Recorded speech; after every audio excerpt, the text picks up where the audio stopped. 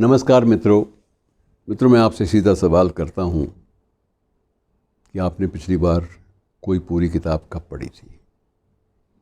मुझे पता है कि आपके पास बहुत ज़्यादा संतोषजनक जवाब नहीं होगा। आप कहेंगे जी इसमें घर में बीमारियों का माहौल था, घर में ये था, ठीक नहीं था मामला, मानसिकता ठीक नहीं थी और हम किताब नहीं पढ़ पाए कोई भी, बावजूद इसके कि आप अपने आप को बुक लवर्स की श्रेणी में, पुस्तक प्रेमी की श्रेणी में रखते हैं और आप ये बाकायदा इस बात का ज़िक्र करते हैं कि आप या तो लेखन से जुड़े हैं या फिर आप पाठन से जुड़े हैं या आप किताबों से जुड़े हैं। आप गुलजार की तरह इस एहसास से नहीं जुड़े, किताबें झांकती हैं बंद अलमारी के शीशों से। लेकिन मित्रों, स्थिति वस्तुतः यही है कि आज हम किताबें बहुत कम पढ़ने लगे हैं। बिक्री अभी चल रही है लेकिन कब तक चलेगी ये कोई पता नहीं है। अब ये किताबें ना पढ़ने की बात है, इसमें क्या हम मोड़ ले पाएँ, क्या किस निष्कर्ष पे पहुँचें, ये बड़ा ज़रूरी है जानना। दिक्कत ये है कि सबसे बड़ी कि ये किताब को पढ़ने में 1 सप्ताह लग जाता है, गंभीरता से पढ़ना हो। और अगर कभी आग का दरिया जैसी पुस्तक आपको पढ़नी पड़ जाए तो आपके लिए तो 1 महीना भी नाकाफ़ी होगा। और अगर कहीं भूलवश बिमल मित्र की खरीदी कौड़ियों के मोल पढ़ना आपके लिए कंपलसरी हो जाए, अनिवार्य लगे आपको, तो आपके लिए 6 महीने गए। 2-2 हज़ार पृष्ठों वाली पुस्तक के लिए आप कैसे समय निकालेंगे। और सबसे बड़ी बात मित्रों ये है कि जो मूल बिंदु है जिस पर आप सोचें तो आप उसको कारण पाएंगे कि हमारा धैर्य धीरे धीरे ख़त्म होता जा रहा है। धैर्य कहाँ है? शांति कोथाय बाबा शांति कोथाय पावी, टैगोर की ये पंक्तियाँ ये बार बार कई बार बाकायदा तंग करती हैं कि पुस्तकों से हम दूर होते जा रहे हैं। और पुस्तकों से दूर अगर हम फिल्में भी कम देखते हैं पूरी तरह से, तो उसका भी एक कारण है कि फ़िल्म पहले 2.5 घंटे लंबी होती थी। मुग़ल आज़म पता नहीं कितनी लंबी चली गई थी, मुझे सही अनुमान नहीं है, लेकिन काफ़ी लंबी चली गई थी। और कुछ फिल्में ऐसी भी थी जो 3 घंटे तक कहते हैं बहुत लंबी फिल्म चल गई, इसमें तो पैसे पूरे हो गए। अब पैसे पूरे करने वाली कोई बात नहीं है।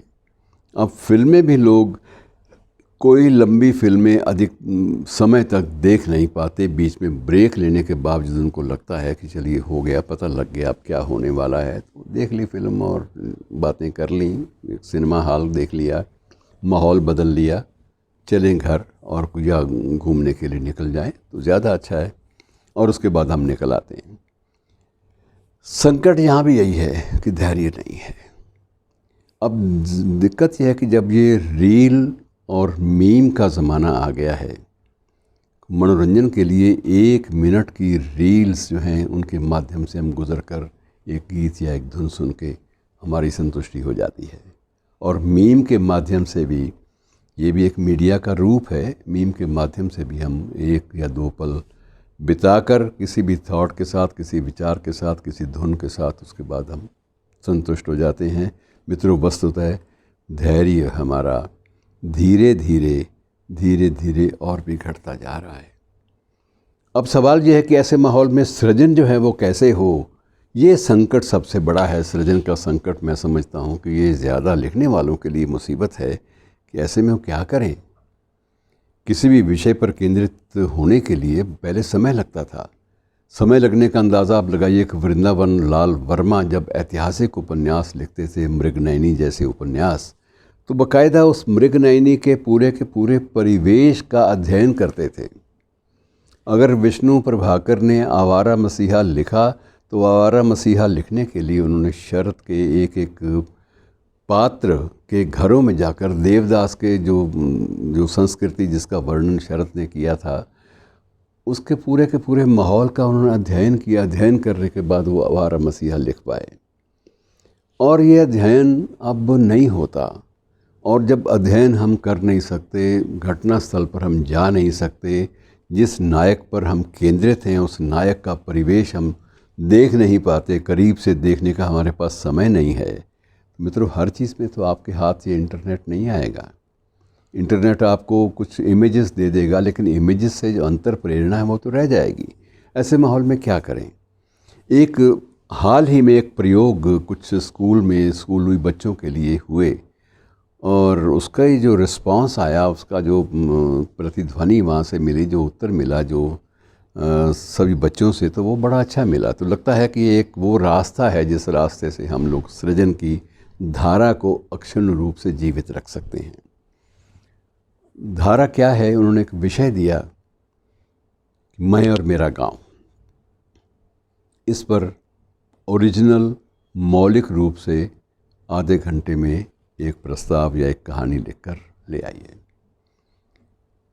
मेरे गांव की चिड़ियाएँ कहाँ गईं, इस विषय को लेकर आप अपने गांव के जो वन्य प्राणियों का जो माहौल है उसको चित्रित कीजिए। एक विषय पर केंद्रित रख के जब बच्चों को दिए गए विषय की, इन विषयों पर आप अपने परिवेश में रहते हुए जो कुछ आपको याद है उसी को बयान कर डालें, तो उनमें से प्रतिभाओं की तलाश बड़ी आसान हो गई। प्रतिभाओं की तलाश आसान हुई तो उसके बाद उनको मार्क दे दिया गया, नए विषय दे दिए गए। और मित्रों, होगा यही कि अगर आप सृजन को जीवित रखना चाहते हैं तो सृजन को जीवित रखने का तौर तरीका यही है कि आपको विषय, केंद्रीभूत विषय जिन पर आप कोई भी कृति को आधारित करना चाहते हैं, उसे अपने आसपास के परिवेश से आपको चिन्हित करना पड़ेगा, आइडेंटिफाई करना पड़ेगा। वैसे मुंशी प्रेमचंद ने बहुत पहले बात कह दी थी कि मैं अपने घर की, अपने लेखन की सारी सामग्री अपने घर के आले से लेता हूँ। अब घर के आले से प्रेमचंद ने तो कह दिया, लेकिन उसके बाद स्थिति ये आ गई कि हम लोगों ने आसपास की कुंठाएं, संतरास, इन सब को अपनी कहानियों का, अपनी उपन्यासों का, अपनी कृतियों का विषय बनाना आरंभ कर दिया। और कई बार तो हम बड़े अच्छे सफल रहे, लेकिन कई बार ये भी हुआ कि उसी दौड़ में कि हम अपने परिवेश से बाहर नहीं जाएंगे और अपनी संतरास और कुंठा को बयान कर देंगे, हम लोग उबाऊ किस्म का साहित्य भी रचने लगे, जिसे पढ़ने के लिए पाठक को बाकायदा मशक्क़त के दौर से गुज़रना पड़े। ये कैसे हो सकता है? इसलिए मित्रों, बहुत बदलाव आए हैं। किताबों के लिए धैर्य टूट चुका है, फिल्मों के लिए धैर्य टूट चुका है, रचना धर्मिता के लिए धैर्य टूट चुका है। और ऐसे माहौल में अगर हमें सृजन को ज़िंदा रखना है, क्योंकि सृजन के बिना ज़िंदगी चल नहीं सकती मित्रों, सृजन को ज़िंदा रखना है, क्योंकि सृजन जो है सबसे बड़ा दस्तावेज़ है हमारे समकालीन परिवेश का। और अगर सृजन को ज़िंदा रखना है तो हमें अपने विषय, अपनी कथानक, अपनी जो कथानक का बयान करने की शैली, सारी की सारी चीज़ों में एक बदलाव लाना पड़ेगा। बदलाव किस रूप में लाते हैं, ये चीज़ें मैं आपसे साझी नहीं कर सकता, क्योंकि आपका अपना परिवेश है। आप जिस परिवेश में चाहें ये बदलाव फिट इन कर सकते हैं, लेकिन ये तय है, याद रखिए कि धैर्य नहीं है पाठक के मध्य भी, दर्शक के मध्य भी, श्रोता के मध्य भी। और उसके बीच में जब धैर्य धीरे धीरे कम पड़ता जा रहा है, उसके वैचारिक विषयों की जो एक सूची है इतनी लंबी होती जा रही है। जैसे आप कभी सुरसा की वो जो जीव है या उसका आकार है कितना लंबा होता था, एक मिथक से आप तुलना करते थे। और अब तो ये है कि ये चीज़ें बहुत बढ़ गई हैं मित्रों। ऐसे माहौल में अपने आप को समेटने के लिए, संजोने के लिए और थोड़ी शब्दों में बहुत सी बात कहने के लिए आपको बहुत कुछ करना है।